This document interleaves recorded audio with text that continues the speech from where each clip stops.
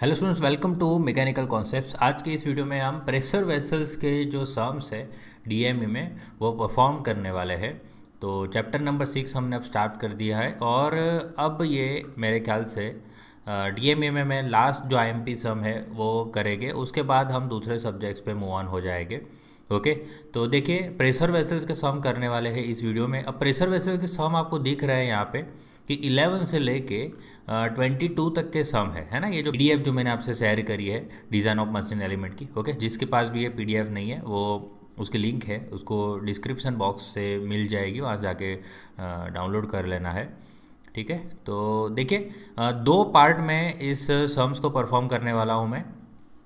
दो पार्ट में मतलब एक यहाँ पे दो हिस्से हो जाएंगे, एक थीन सिलेंडर हो जाएगा और एक थिक सिलेंडर हो जाएगा। ओके, तो थीन सिलेंडर और थिक सिलेंडर, तो आज हम जो सम्स करने वाले हैं वो थीन सिलेंडर के सम्स करने वाले हैं। ठीक है, थिक सिलेंडर के हम परफॉर्म करने वाले हैं नेक्स्ट वीडियो के अंदर। ठीक है, तो देखिए मैंने यहाँ पे डिस्ट्रीब्यूट कर रखा है, आप देख सकते हो डिस्ट्रीब्यूट कर दिया है मैंने कि ये जो एरो जो लगाए हुए हैं मैंने 11, 12, 13, 14 और 18, 19 और लास्ट वाला है 22। ये सारे जो सम है ना वो है हमारे थीन सिलेंडर के। ओके, और बाकी जो आपको दिख रहे हैं थिक सिलेंडर मैंने लिखा ही हुआ है, तो थिक सिलेंडर के वो हम नेक्स्ट वीडियो में परफॉर्म करेंगे। ठीक है, तो चलिए आज का वीडियो स्टार्ट करते हैं, थीन सिलेंडर के सम्स करते हैं। और एक चीज़ मैं आपको बता दूं कि आज पूरा का पूरा थीन सिलेंडर ख़त्म करना है। इसका मतलब जो भी उसके रिलेटेड जो न्यूमेरिकल के रिलेटेड जो भी थियरी रहने वाली है वो भी मैं इसी वीडियो के अंदर एक्सप्लेन करूँगा। ठीक है, नेक्स्ट वीडियो में कुछ जाने वाला नहीं है। ठीक है, तो चलिए ये जो है सबसे पहले मैं आपको इसके कॉन्सेप्ट बता देता हूँ, फिर मैं सम्स कराना स्टार्ट करूँगा। ओके, अब थीन सिलेंडर है कि थिक सिलेंडर वो कैसे पता चलता है, तो उसके लिए हमें D/T रेशियो निकालना पड़ता है, डायामीटर अपॉन थिकनेस। अगर D/T रेशियो जो है वो आ जाए ग्रेटर देन 10 आ जाए तो उसकी जो डिज़ाइन है हम करेंगे थीन सिलेंडर के बेसिस पे। और अगर D/T रेशियो लेस देन 10 आ जाता है, ठीक है, उसको हम उसकी डिज़ाइन है, वैसे सिलेंडर की डिज़ाइन हम थिक सिलेंडर के प्रिंसिपल से रूल से हम डिज़ाइन करेंगे। ठीक है, अभी इसको याद रखने का तरीका है कि ग्रेटर देन की लेस देन, कभी कभी बच्चे कंफ्यूज हो जाते हैं। तो अब D/T ग्रेटर देन है वो कैसे, देखिए अब यहाँ पे D/T, यहाँ पे आप डायामीटर को क्या करिए, अभी डायामीटर को कांस्टेंट मान लीजिए, अभी डायामीटर को छोड़ दीजिए।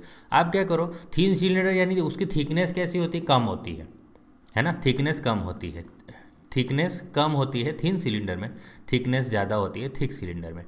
तो देखिए आप क्या करिए, थिकनेस को कम करिए। देखिए जैसे थिकनेस डिवाइड के अंदर है, डिनोमिनेटर में जैसे जैसे थिकनेस कम होती जाएगी ये D/T का आंसर बड़ा होता जाएगा। समझ रहे हो, यानी थिकनेस कम हो रही है, D/T का आंसर बड़ा होता जा रहा है क्योंकि डिनोमिनेटर में है। तो इसका मतलब बड़ा होते होते अगर वो ग्रेटर देन 10 चला गया तो थीन सिलेंडर। ओके, हम कर क्या रहे, थिकनेस छोटी कर रहे, थिकनेस छोटी यानी समझ रहे हो, थिकनेस छोटी तो थीन सिलेंडर में होती है ना। और उसका उल्टा अगर आपको याद रखना है तो देखिए ये भी आप याद रख सकते हो कि थिकनेस आप बढ़ाते जाओ बढ़ाते जाओ, थिकनेस आप जितनी बढ़ाते जाओगे इसका मतलब हम थिक के तरफ बढ़ रहे हैं, सॉरी थिक के तरफ बढ़ रहे हैं।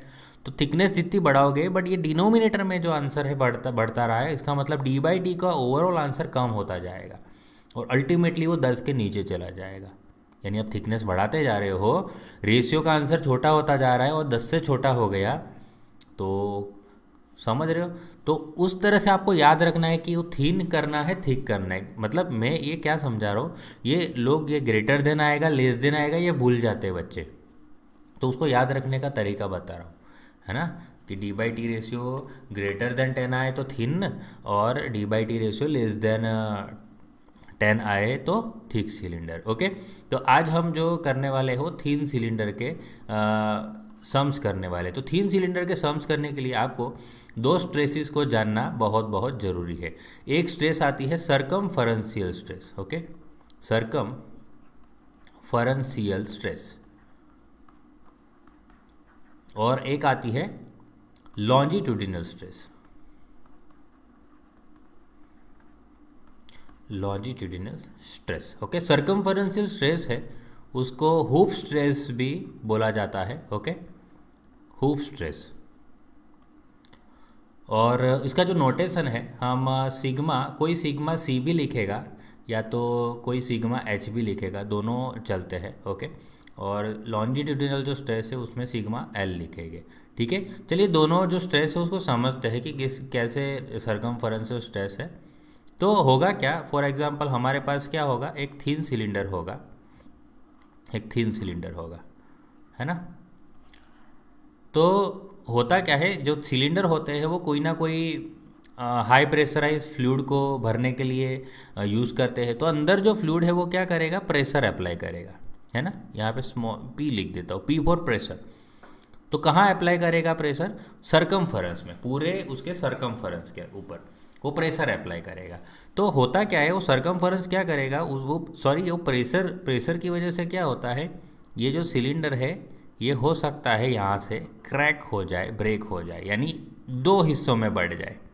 ओके, अंदर प्रेशर बढ़ने के कारण क्या हो जाता है, वो पूरा उखड़ जाता है, दो हिस्सों में बढ़ जाता है। तो हम तो दो हिस्सों में बंटने के बाद क्या हो जाएगा, देखो कुछ इस तरह से आपको दिखेगा। ये अपर हाफ बना दिया मैंने, ठीक है, ये अपर हाफ बना दिया, देखो ये अलग हो गए। और एक बना देते हैं लोअर हाफ। ओके, टूटने के बाद बता रहा हूँ, ये बताना क्यों ज़रूरी है, क्योंकि तभी तो आपको पता चलेगा कि कौन सा एरिया हमें यहाँ पे कंसीडर करना है। और दूसरा कि जो हुप स्ट्रेस का फॉर्मूला हम किस तरह से लेके आए। ठीक है, अब यहाँ पे मैं क्या बता रहा था, ये जो प्रेशर लग रहा है, देखिए पूरे सरकमफेरेंस के ऊपर लग रहा है। ठीक है, तो प्रेशर, जो अंदर का प्रेशर है उसका फोर्स क्या होगा, उसका प्रेशर फोर्स जो होगा, यहाँ पे स्मॉल पी लग रहा है, तो प्रेशर फोर्स क्या होगा। और एक चीज़ मैं आपको बताना चाहूँगा, प्रेशर और जो स्ट्रेस है उसमें जो डिफरेंस है वो क्या होता है। तो देखिए उसमें एक्चुअली डिफरेंस कुछ नहीं होता, प्रेशर का यूनिट और स्ट्रेस का यूनिट दोनों का आप यूनिट देखते हो तो सेम है, समझ रहे हो, न्यूटन पर एम एम स्क्वायर, न्यूटन पर एम एम स्क्वायर। दूसरे प्रेशर के और भी बहुत सारे यूनिट है, ये मैं मानता हूँ, बट अभी आप देखो ध्यान से कि प्रेशर और स्ट्रेस का यूनिट ऑलमोस्ट वो सेम ही होते हैं। दोनों में मेन जो डिफरेंस है कि प्रेशर जनरली एक्सटर्नल होता है और स्ट्रेस जो मटेरियल के अंदर डेवलप होती है, मतलब कि वो इंटरनल होता है। ठीक है, तो इसका मतलब यहाँ पे जो एक्सटर्नल यानी मटेरियल के बाहर जो फोर्स लग रहा है, सिलेंडर के अंदर फोर्स लगा रहा है वो प्रेशर, बट मैं क्या मटेरियल के बाहर है ना। तो जो प्रेशर लग रहा है वो प्रेशर क्या कर रहा है, प्रेशर फोर्स लग रहा है। और प्रेशर का भी फॉर्मूला क्या रहता है, लोड डिवाइड बाय एरिया रहता है। और स्ट्रेस का भी फॉर्मूला क्या रहता है, लोड डिवाइड बाय एरिया रहता है, फोर्स डिवाइड बाय एरिया रहता है। समझ रहे हो, दोनों का फॉर्मूला भी सेम ही है। ओके, तो यहाँ पे लोड इज इक्वल टू क्या होता है, प्रेशर इंटू एरिया होता है, और यहाँ पे फोर्स इज इक्वल टू भी स्ट्रेस इंटू एरिया होता है। समझ रहे हो, रेजिस्टिंग एरिया। ओके, और प्रेशर में क्या होगा, एरिया कौन सा आएगा, कॉन्टैक्ट एरिया आएगा। तो यहाँ पे आप देखिए कि प्रेशर जो लग रहा है, तो यहाँ पे हम फॉर्मूला बना रहे हैं। ओके, जो इंटरनल फोर्स है, या तो हम उसको बस्टिंग फोर्स भी बोलते हैं, जो बस्टिंग फोर्स। ओके, जो बस्टिंग फोर्स जो क्या कर रहा है, इस सिलेंडर को तोड़ने की कोशिश कर रहा है, उसको हम इक्वल मान लेते हैं कि वो कम होना चाहिए, इक्वल तो नहीं होना चाहिए, वो कम होना चाहिए। किससे, जो फोर्स वो इसका रेजिस्टिंग फोर्स है। ओके, जो रेजिस्टिंग फोर्स है सिलेंडर का, उसका सहन करने का फोर्स।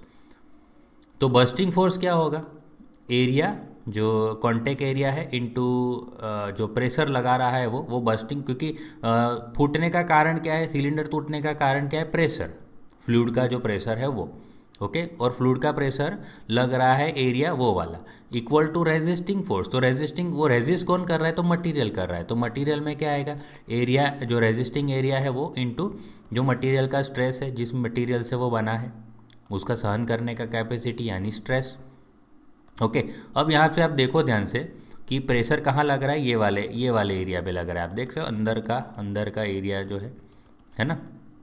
तो अगर मैं एक साइड का एरिया, प्रोजेक्टिंग एरिया अगर मानूँ, प्रोजेक्टेड, अगर मैं इस सिलेंडर का एरिया को प्रोजेक्ट करता हूँ, ऊपर से आप टॉर्च मारोगे तो आपको जो सिंपल रेक्टेंगल दिखेगा। ओके, तो ये जो है ये डायामीटर है ना, स्मॉल डी लिखूँगा, कैपिटल डी नहीं, ये स्मॉल डी हो जाएगा, स्मॉल डी। और ये लेंथ ऑफ द सिलेंडर होता है, समझ रहे हो? ये वाला एरिया की बात कर रहा हूँ, ये वाला एरिया जो जिसमें प्रेशर लग रहा है ना। एक्चुअली तो कर्व्ड एरिया है वो, बट हम कौन सा एरिया ले रहे हैं? Projected area. तो प्रोजेक्टेड एरिया यहाँ पे क्या ले रहे हैं हम? Diameter into length of cylinder, ठीक है। ये एरिया आ गया मल्टीप्लाई बाय प्रेशर हो गया, equal to resisting area. Resisting area कौन सा है? आप देखो ध्यान से, कौन सा एरिया रेजिस्ट कर रहा है? तो इस टूटने से ये वाला जो थिकनेस वाला पार्ट है वो उसको बचा रहा है। ये वाला एरिया, ये दिख रहा है, ये एरिया इसको रेजिस्ट कर रहा है। और ये क्या है? थिकनेस ऑफ द सिलेंडर है। यहाँ पे मैं अगर बताऊँ तो ये थिकनेस है। तो थिकनेस इनटू लेंथ, ये वाला एरिया जो है क्या कर रहा है? रेजिस्ट कर रहा है। तो थिकनेस इनटू लेंथ, बट ऐसी थिकनेस एक तरफ नहीं है, दोनों तरफ है। अब देखो ये वाली भी तो है, तो 2 टाइम्स है ना। 2 टाइम्स थिकनेस इनटू लेंथ क्या हो जाएगा? Resisting area. और उसके सामने जो स्ट्रेस आएगी, अभी ये कौन सी स्ट्रेस लेते हैं? इसको बोलते हैं सर्कमफरेंशियल स्ट्रेस या तो हुप स्ट्रेस, ठीक है। ये है हमारी सर्कमफरेंशियल स्ट्रेस या तो हुप स्ट्रेस।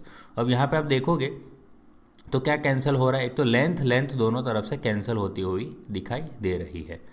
तो यहाँ पे P, ये P और D, PD डिवाइड में कौन आ रहा है? 2T, PD by 2T is equal to sigma C हो रहा है।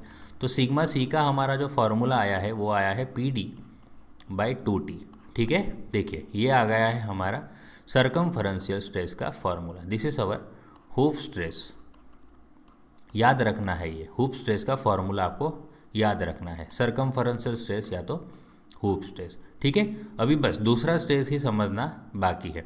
अभी दूसरा जो तरीका है टूटने का, तो ये जो सिलेंडर है वो क्या होता है? ये सिलेंडर मान लेते हैं कि सर्कमफरेंस पे बहुत ही मजबूत मटेरियल से बना है, बट उसका जो दोनों तरफ से जो बंद एनक्लोज किया है हमने, हेड साइड है एंड टू एंड, क्योंकि प्रेशर तो वहाँ पे भी लग रहा है दोनों तरफ, है ना। यहाँ पे भी प्रेशर दोनों तरफ लग रहा है, ये जो एरिया आपको दिख रहा है दोनों तरफ, तो वहाँ पे भी प्रेशर लग रहा है ना फ्लूइड का। ऐसा थोड़ी कि फ्लूइड खाली सर्कमफरेंस पे ही प्रेशर लगा रहा है, ओके।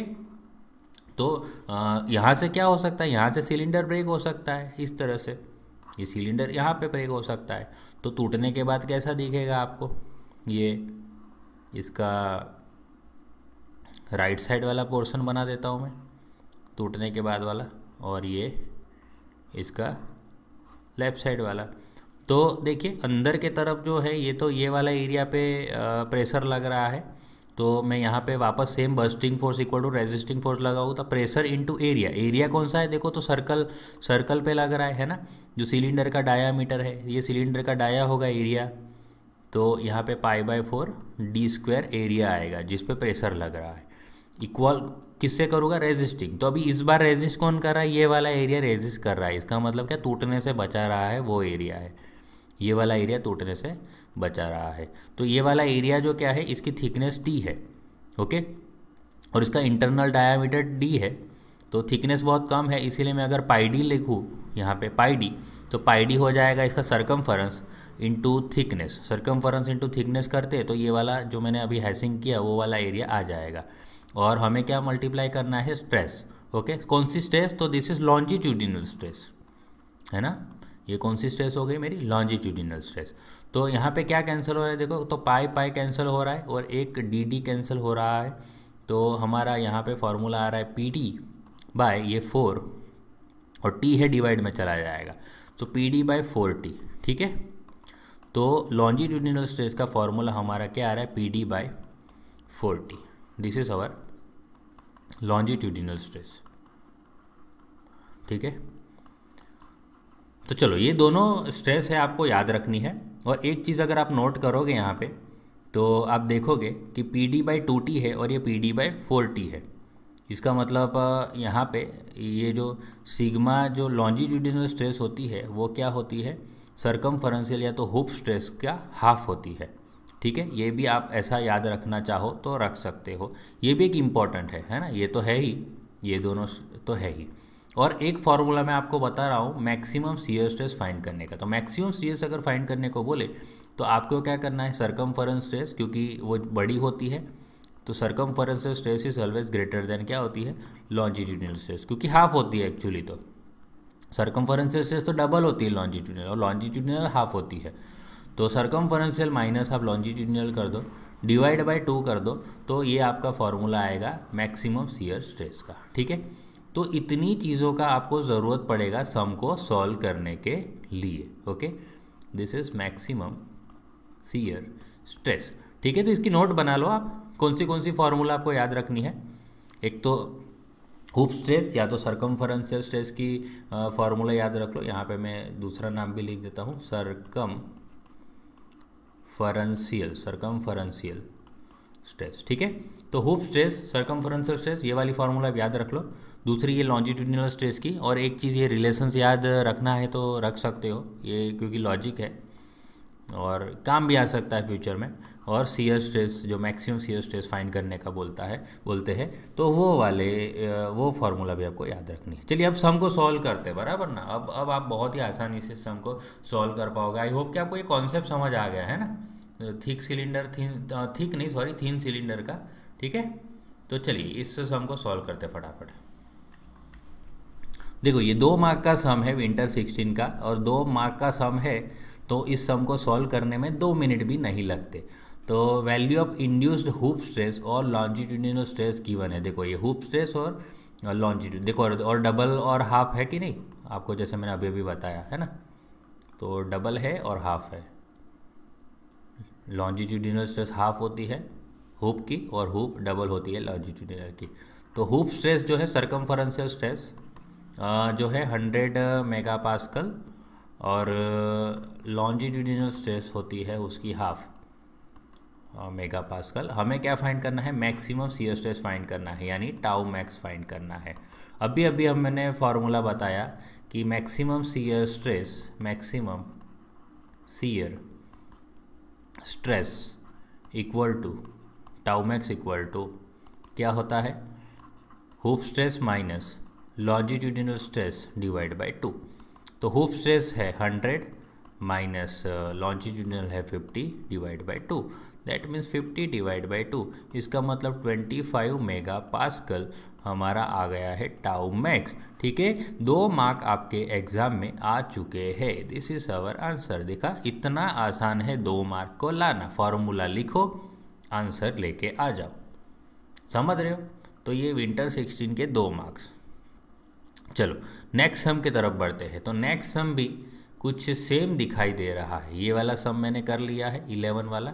12 वाला देखिए, इंड्यूस हुप स्ट्रेस ये सेम एकदम कॉपी सम है। ठीक है, तो ये तो सेम सम है, इसका मतलब इसको तो कुछ करने की, तो ये विंटर 19 का एकदम लेटेस्ट पेपर का सम है। देखो सेम 3 मार्क में पूछा है, सोचो आप लोग, है ना, 3 मार्क में ये पूछा है। तो 13 वाला देखिए, इसमें 120 दिया है और 60 दिया है। मैक्सिमम शियर स्ट्रेस फाइंड करना है 3 मार्क में। देखिए ये भी सेम सम है, थोड़ा वैल्यू फर्क पड़ गया। 14 वाला सम, चलो 14 वाला सम करते हैं, है ना, 14 सम करेंगे। चलिए, तो ये रहा सम नंबर 14 विंटर 17 का 4 मार्क का सम है। थोड़ा भी अलग आएगा, आप टेंशन मत लीजिए, मैं उसको सॉल्व कराऊंगा। ठीक है, यहाँ पे भी मैक्सिमम शियर स्ट्रेस फाइंड करनी है, but maximum shear stress find करने के लिए आपको क्या चाहिए, एक तो आपको चाहिए हुप स्ट्रेस और एक चाहिए आपको लॉन्जिट्यूडिनल स्ट्रेस। तो सबसे पहले आपको वो फाइंड करना पड़ेगा। ठीक है, यहाँ पे देखो कास्ट आयरन है, 200 mm इंटरनल डायामीटर है, यानी डायामीटर अभी ले रहे हैं 200 mm, 3 mm थिकनेस है, टी कितना है 3 mm है, और इंटरनल जो वाटर प्रेशर है वो कितना है, स्मॉल पी गिवन है 1.2 न्यूटन पर mm²। तो यहाँ पे आपको सबसे पहले क्या फाइंड करना पड़ेगा, आपको सबसे पहले हुप स्ट्रेस फाइंड करना पड़ेगा। तो चलो, hoop stress sigma C is equal to PD by 2T। ठीक है, तो P कितना है 1.2, D है 200 डिवाइड बाय 2 इंटू 3। ठीक है, तो यहाँ पे से आ जाएगा सिग्मा C, और दूसरा हमें फाइंड करना है लॉन्जिट्यूडिनल स्ट्रेस सिग्मा L, ये हो जाएगा सेम है। इसको देखिए, मैं खाली बस लिखने खातिर ही लिख रहा हूँ, इसको सॉल्व करने की ज़रूरत ही नहीं है आपको। खाली जो भी ऊपर का आंसर आए ना, उसको आपको क्या कर देना है, उसका हाफ कर देना है, तो ये डायरेक्ट आंसर आ जाएगा। ठीक है, देखिए मैं बताता हूँ कैसे करना है आपको।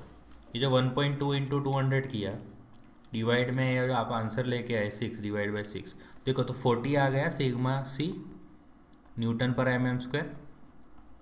अब 40 ये सिग्मा सी आया तो ये आ जाएगा उसका हाफ 20 न्यूटन पर एम एम स्क्वायर। ठीक है, तो देखिए ये हो गया हमारा, इतना पार्ट हो गया।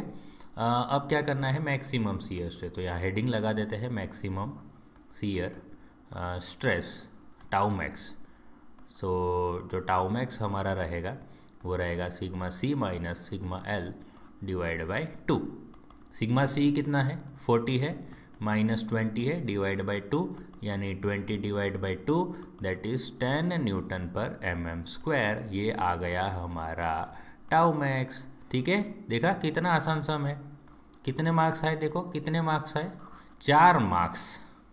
ठीक है, 4 मार्क्स। ऐसा कुछ आ जाए तो आपको पता है कि पेपर देने में भी बहुत ही मज़ा आ जाएगा। ओके, क्योंकि मार्क्स हम अपने कब्जे में करते जा रहे होंगे। ठीक है, तो ये सम देखिए आपको मैंने करा दिया है, सम नंबर 14 भी, सम नंबर 14 भी मैंने आपको करा दिया है। 15, 16, 17 नेक्स्ट वीडियो में जाएगा। 18, 19 चलो कुछ अलग होगा तो मैं कराऊंगा, सेम होगा तो आपके लिए प्रैक्टिस में जाएगा। और प्रैक्टिस करते करते भी अगर नहीं आ रहा, कुछ समझ नहीं आ रहा, एक दो स्टूडेंट को मैंने जो सम नहीं समझ आ रहे थे, कुछ जो मैंने प्रैक्टिस में दिए थे उनके आंसर नहीं आ रहे थे, तो मैंने टाइम निकाल के उनके लिए सॉल्व किया पूरा। मेरे पास कोई सॉल्यूशन नहीं, पहली बात बता रहा हूँ, मैं खुद सम देखता हूँ, खुद सॉल्व करता हूँ। तो ऐसे में मुझे रिक्वेस्ट आई तो मैंने उसको सॉल्व कर दिया, सॉल्व करके उसका एक छोटा सा PDF बना दिया और उस PDF को मैंने शेयर कर दिया। बट वो रेयर केस में ही, आप ऐसा हर बार ऐसा मत करना, मेरे पास इतना टाइम नहीं होता। अगर आपको सही में ऐसा लगता है कि नहीं हमसे नहीं ही हो रहा है, ओके, खाली खाली आप बस आप सर कर दीजिए, वैसा वाला PDF मत मांगना मेरे से। अगर आपको लग रहा है कि आपसे नहीं हो रहा है, सच में नहीं हो रहा है, then I will definitely help. Okay, ऐसे सिचुएशन में आपकी मदद करूँगा ज़रूर। बस आप मैसेज कर दीजिए, रिप्लाई में कोशिश करूँगा जल्द से जल्द करूँ। ठीक है, बट वो टाइम पे डिपेंड करता है, थोड़ा एडवांस में करोगे तो आपको उसका रिप्लाई ज़रूर मिलेगा, ये मैं गारंटी देता हूँ, है ना, आप टेंशन मत लीजिए। चलिए 18 नंबर का सम है यहाँ पे। इंटरनल डाया 400 है, थिकनेस है 100। ओके, तो D बाई टी करके देखिए, D क्या है 400 है और T है 100, तो ये आपका आंसर क्या आ रहा है 4 आ रहा है। 4 आ रहा है, इसका मतलब देखो विच इज़ लेस देन 10 है, लेस देन 10 है। तो देखिए ये लेस देन 10 आ गया है, तो ये गलती से एक्चुअली मेरे से, देखिए मैंने जल्दबाजी की समझने में, यहाँ D बाई टी रेशियो आप देख के चेक कर सकते हो कि ये थीन का नहीं है, ये जाएगा थिक वाले में, थिक सिलेंडर का सम है ये। ठीक है, तो चलो ये 18 सम भी नेक्स्ट वीडियो में जाएगा, वो मैं आपको नेक्स्ट वीडियो में बता दूंगा। अगर किसी से मिलता जुलता होगा तो वो करने की ज़रूरत नहीं है, प्रैक्टिस में चला जाएगा। चलिए उसके बाद नेक्स्ट 19 वाला सम है, hoop stress longitudinal stress maximum shear stress find करना है। समर 17 का 4 मार्क्स, 16 का 4 मार्क्स है। चलिए इस सम को सॉल्व करते हैं फटाफट। चलो सम नंबर 19 है, 150 mm इंटरनल डाया है, तो स्मॉल d जो है वो 150 mm है, थिकनेस गिवन है 15 mm। ओके, और इंटरनल प्रेशर जो P है आप 5 न्यूटन पर mm स्क्वायर ले सकते हो और दिया हुआ है। हुप स्ट्रेस फाइंड करनी है sigma C, longitudinal stress find करना है और टाउ मैक्स फाइंड करना है। 2 मिनट में ये सम हो जाएगा। सबसे पहले आपको क्या करना है, D बाई टी रेशियो निकालना है। Okay, so D by T ratio क्या है 150 बाई 15 है, दैट मीन्स 10। तो जनरली देखिए 10 या 10 से ज़्यादा आता है आंसर तो वो थिन सिलेंडर में हम कंसिडर करेंगे। Okay, so as D by T ratio is greater than और इक्वल टू, ऐसा लिख देते हैं। ठीक है, ग्रेटर देन और equal to 10, so we will design this as per rule of thin cylinder. Okay, thin cylinder के रूल के हिसाब से हम इसको डिज़ाइन करेंगे। तो सबसे पहले हम फाइंड कर देते हैं हुप हुप स्ट्रेस का फार्मूला अभी आपको पता है, मैं थोड़ा स्पीड में करूँगा। Sigma sorry P D by two T. Okay, so P D by two T, तो पी प्रेशर है 5, डाया है 150 डिवाइड बाई 2 इंटू 15। ओके, तो ये 15 टेंजा हो जाएगा 150, दिस इज 2 5 और 5 5 25 न्यूटन पर एम एम स्क्वायर आ गया। फिर आपको भी पता है कि जो लॉन्जिट्यूडिनल स्ट्रेस है, ये फार्मूला आप लगा लेना, ये सब लिख लेना। ओके, 25 का हाफ हो जाएगा, इसका डायरेक्ट आंसर आ जाए। सब लिखना जरूरी है, ठीक है, लिख देना है और आंसर डायरेक्टली यहाँ से इसका हाफ करके लिख लेना। उसके बाद जो टाउ मैक्स का फार्मूला है, सो टाउ मैक्स क्या हो जाएगा, सिग्मा सी माइनस सिग्मा एल का हाफ हो जाएगा। तो सिग्मा सी कितना है 25 माइनस 12.5 सिग्मा एल है, डिवाइड बाई 2 कर दीजिए। सो 12.5 डिवाइड बाई 2 आएगा, तो इसका आंसर आएगा, ये तो आप डायरेक्ट ही कर सकते हो, 6.25 मेगा पास्कल लिखो या तो न्यूटन पर एम एम स्क्वायर लिखो। ठीक है, तो देखिए फटाफट कर दिया मैंने इस सम को, क्योंकि आपको ऑलरेडी आता है। बस खाली मैंने आपको ये बताया कि यहाँ पे हमने एक चीज़ एक्स्ट्रा क्या कि डी बाई टी रेशियो को चेक करके किया हमने सम, है ना, 4 मार्क्स का सम है भाई, तो डी बाई टी चेक करना है, उसके बाद ही आगे हमें प्रोसीजर करना है, तो अच्छा रहता है। ठीक है, नहीं करोगे डायरेक्ट थिन सिलेंडर के हिसाब से करोगे तो भी कोई टेंशन नहीं है। ठीक है, यहाँ से पता चलता है कि hoop stress lounge stress find करने को बोला है, तो डायरेक्टली भी आप कर सकते हो। चलो ये सम भी मैंने करवा दिया आपको, 19 भी करवा दिया। ओके, उसके बाद एक लास्ट सम अभी बाकी रह गया है। देखो 150 mm और 15 mm plate thick subjected to 5, ये तो सेम ही ऊपर वाला ही सम है ना, ये तो ऊपर वाला कॉपी सम है। इसका मतलब ये सम भी हो गया हमारा, विंटर 18 का 3 मार्क्स का सम भी हो गया। इसका मतलब आज का वीडियो हमारा कंप्लीट हो चुका है। ओके, नेक्स्ट वीडियो में हम देखिए थिक सिलेंडर के कितने सम है, 15 16 17 18 20 21, यानी 6 सम है। तो 6 सम हम करने वाले हैं नेक्स्ट वीडियो में थिक सिलेंडर के लिए। बने रहिए हमारे चैनल के साथ, जुड़े रहिए हमारे चैनल के साथ। चैनल को सब्सक्राइब नहीं किया है तो सब्सक्राइब कर लीजिए, और वीडियो अच्छा लगा तो लाइक ज़रूर करना। ओके, ज़्यादा से ज़्यादा अपने दोस्तों से इस वीडियो को शेयर करना। ओके, उम्मीद करता हूँ आपको वीडियो आज का पसंद आया होगा, है ना। चलिए अब नेक्स्ट वीडियो में मिलेंगे। थैंक यू, जय हिंद।